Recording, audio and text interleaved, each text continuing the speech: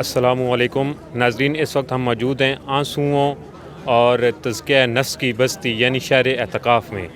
یہاں پر ہر عمر سے تعلق رکھنے والے احباب موجود ہیں۔ اس سال نوجوانوں کی کثیر تعداد نے اس شہر اعتکاف میں شرکت کی ہے۔ ایک نوجوان اس وقت ہمارے ساتھ موجود ہیں، آئے ان سے بات چیت کرتے ہیں۔ السلام علیکم۔ وعلیکم السلام۔ اچھا، یہ بتائیں کہ آپ کا نام کیا ہے اور کہاں سے تشریف لائیں؟ میرا نام محمد احسان شاویر ہے اور میں واقع ٹیکسلا سے آیا ہوں۔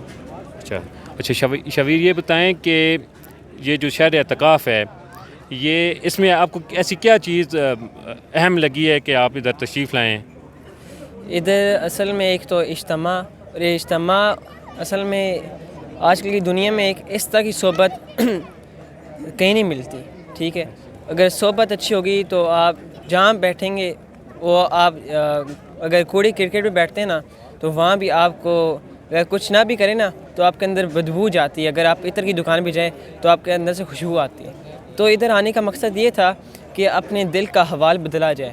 اور ڈاکٹر صاحب مجھے بڑی مزہ آتا ہے ان کی خطاب سن کے کہ وہ یہ ہم دوسرے علماء اور ان میں کیا فرق ہے؟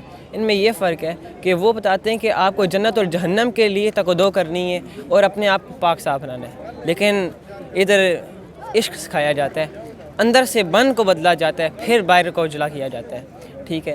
اور عشق کے حقیقی سے، عشق مجازی سے عشق حقیقی کی طرف سفر کرنے کو سکھاتے ہیں۔